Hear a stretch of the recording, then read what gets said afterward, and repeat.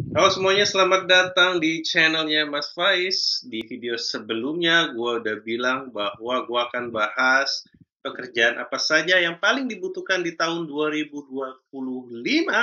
Dan lu bisa lihat video sebelumnya. Dan kali ini gue akan bahas pekerjaan yang mungkin paling dibutuhkan tahun 2025 atau di tahun-tahun mendatang. Yang pertama adalah data analisis dan scientist. Halo guys, gue Mas Faiz dan gue seneng banget ngeriset. Nah, di video gue sebelumnya gue telah bahas pekerjaan-pekerjaan dan skill-skill nanti yang dibutuhkan setidaknya di tahun 2025 dan ini masih di akhir 2021. So, kita masih punya waktu 4 tahun untuk mempersiapkan kalian atau skill, hard skill atau soft skill yang dibutuhkan untuk bisa seenggaknya bertahan di 2025 atau bahkan moving on di 2025. Umur berapapun kita harus siapkan semua skill yang kita butuhkan untuk di tahun-tahun mendatang. Dan kemungkinan teknologi akan semakin merajai di tahun-tahun 2025 ke depan. Dan ini adalah salah satu pekerjaan data analisis dan saintis yang akan dibutuhkan di tahun-tahun mendatang. Nah, gue akan breakdown nih kira-kira apa saja pekerjaannya dan apa saja kira-kira tools atau software yang harus kita pelajari untuk mempersiapkan diri kita di tahun-tahun mendatang untuk menjadi seorang data analisis dan scientist, guys. Oke, kita lihat. Jadi kalau diperhatikan ya, ada dua ini sebenarnya ada dua pekerjaan. Yang pertama adalah kalau kita sebutnya ke atas itu ada data analisis dan ada data scientist.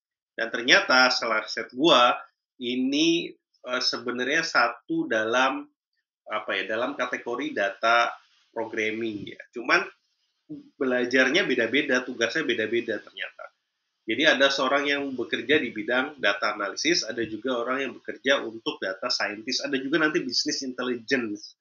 Wah, banyak pokoknya nanti gue kasih breakdown beberapa beberapa pelajaran atau pekerjaan yang ternyata data analis dan data scientist ini sangat-sangat berbeda dan tapi kalau misalkan ini sudah bisa ya data analisis dan data scientist itu nanti bisa ke bisnis intelijen, uh, marketing dan sebagainya. Nah kita lihat dulu nih apa itu kata pertama ya atau pekerjaan pertama atau ilmu pertama yaitu data analisis. Nah, data analisis ini adalah orang yang memiliki kemampuan menganalisa data untuk menemukan pola, wawasan, dan anomali-anomali itu misalkan suatu perbandingan lah ya, semacam perbandingan. Nah, biasanya data analisis ini lebih peduli dengan mendapatkan angka untuk menceritakan misalkan kalau ditanya bos gimana perkembangan penjualan, gimana perkembangan produk kita. Nah, itu biasanya si data analisis ini menyiapkan angka yang didapat dari sumber-sumber yang sudah dianalisa menggunakan komputerisasi. Jadi si data analisis ini menggunakan data untuk mengidentifikasi pola atau tren yang akan membantu mereka menganalisa data di masa datang dalam laporan sementara. Nah, di analisa data ini sebenarnya ya mereka lebih fokus pada perancangan algoritma untuk visualisasi data. Nah, menarik nih guys. Jadi kalau si analisa data ini biasanya dia tugasnya ya hanya mengumpulkan data dari berbagai macam sumber lah ya. Banyak kok sumbernya itu. Bahkan Microsoft Excel atau Google Sheet aja bisa dijadikan data. SPSS juga bisa dijadikan data yang dimasukkan menjadi satu. Nah, nanti itu kayaknya gue akan bahas di video pekerjaan selanjutnya tuh di pekerjaan ketiga itu lebih data scientist. Ini masih ada hubungannya dengan data nih.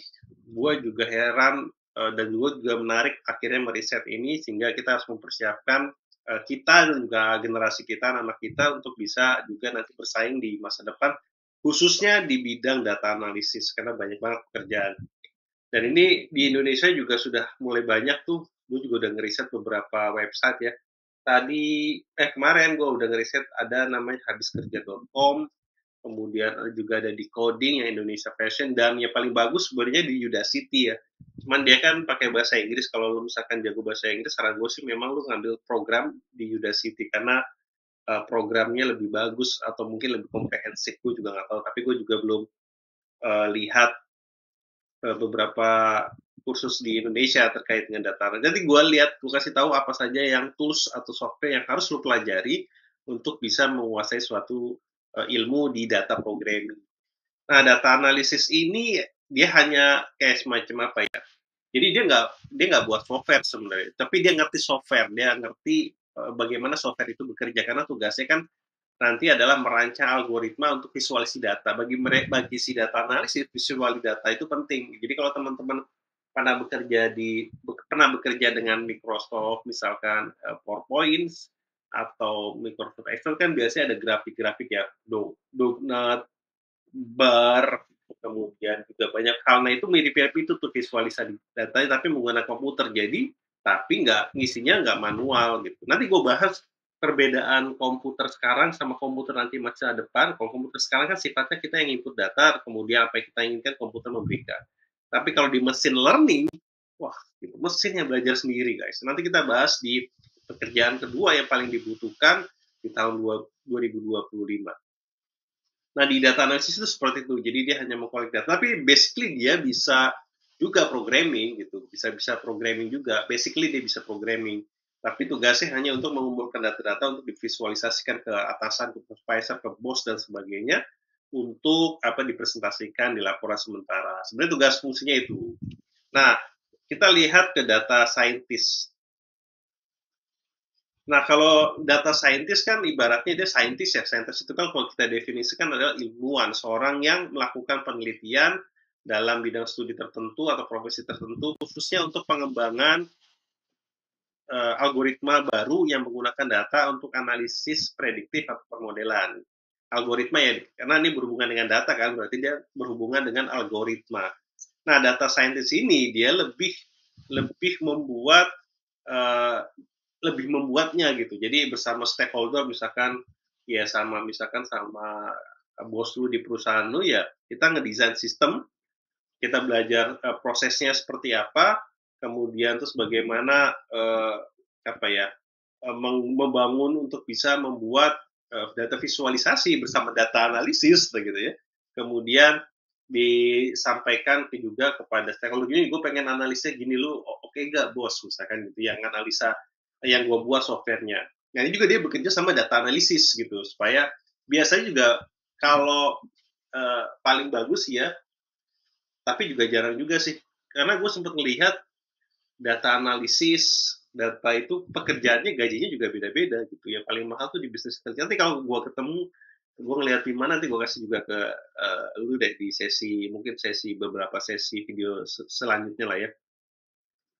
Dan juga si data scientist ini tuh mendesain, dia bereksperimen, dia membuat A/B testing gitu. Kira-kira mana nanti yang cukup untuk si data analisis ini mendapatkan data supaya data yang nanti disampaikan dikumpulkan oleh si data analisis itu bisa diterima oleh stakeholder atau bos lu. Jadi ibaratnya sebenarnya bekerja sama nih data analisis, data science. Paling bagus sih biasanya sih orangnya satu ya, tapi anyway kan ada juga tuh orang yang data scientist, orang yang programmer itu nggak pandai dalam menyampaikan kata-kata.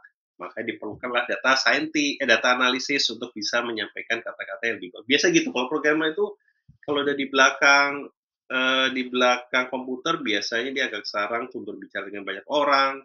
Nah, makanya diperlukan suatu data analisis untuk bisa menyampaikan apa yang keinginan si stakeholder, terus apa yang ya sudah dibuat oleh si programmer untuk disampaikan ke stakeholder.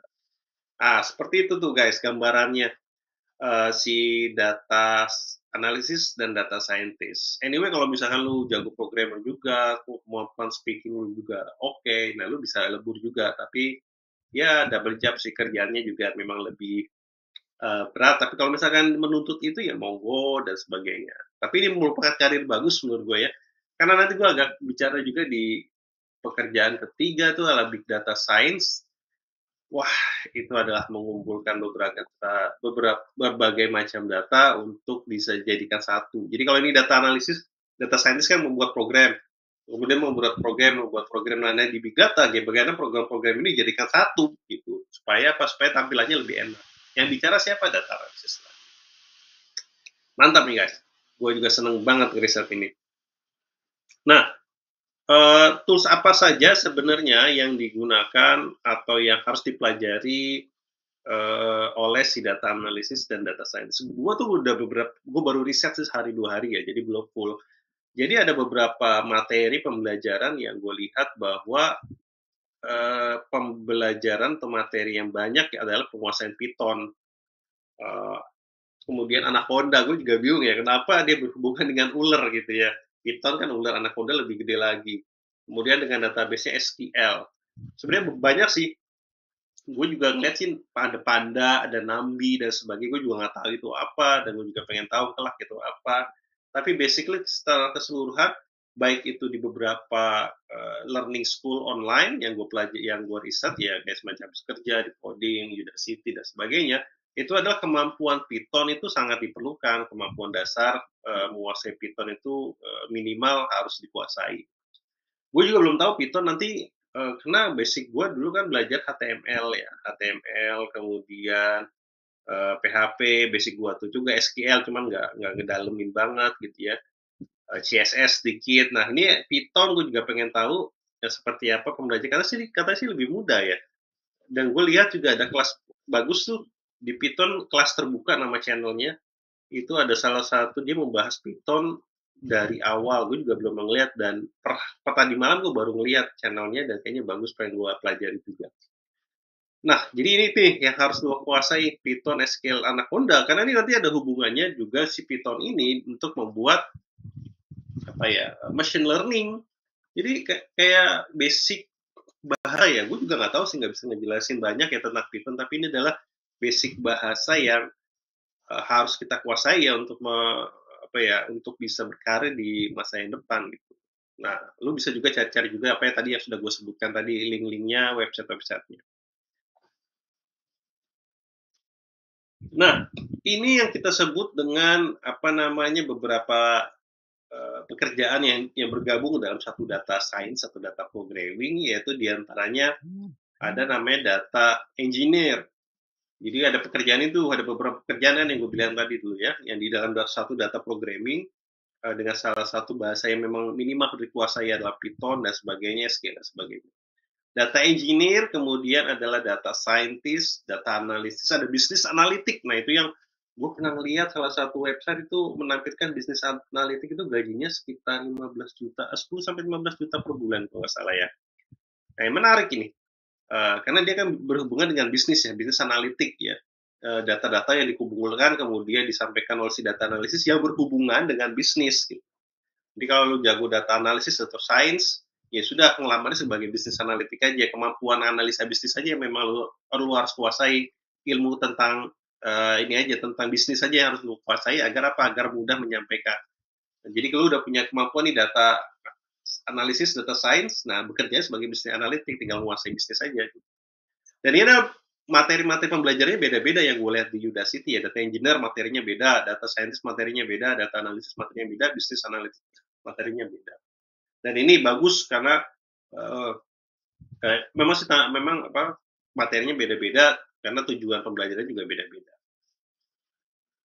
Nah ini ada lagi nih program data science with Python yang gue bilang tadi. Di Python ini kemudian data product manager, SQL dan sebagainya. Ini ada beberapa materi yang mirip-mirip di data science, keilmuannya di data science atau data programming yang memang pekerjaannya ada gitu.